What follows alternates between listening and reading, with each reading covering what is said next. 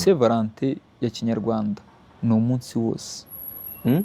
Saint Valentin ya kinyarwanda ni buri munsi, kuko urukundo ni nk'Imana y'iwacu. Ntitugira iminsi yo kuyisenga, ahubwo tuyisetsa buri munsi, tuyisenga buri munsi. Ntidutegereza uwa gatandatu, uwa gatanu cyangwa icyumweru, tuyisetsa buri munsi.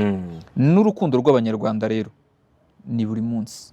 Uko utashye ntibitegereze yuko ushobora kutamushyira ururabo ukamushyira inturubiko. Niba ari umugore uzirika ihene, ushobora kutamushyira ururabo ukamushyira inturubiko.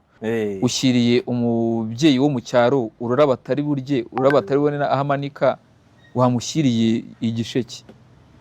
Nibura mukaza gutera ubuse akongora, mushyire igihaza. Mushyire igihaza.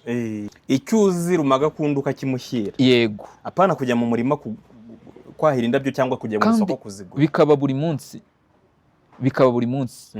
Nk'ubu jyewe nshobora kuva mu murima nkifite uburimiro. Mbere yo kugira ngo noge, kabanza nkamagara umugore wanjye. Nti Rukundo shyira ibirenge hano mu ibasi, mbanze nkukiza uburimiro. Nta Saint Valentin ruti iyo ngiyo. Nta Saint Valentin ruti iyo ngiyo.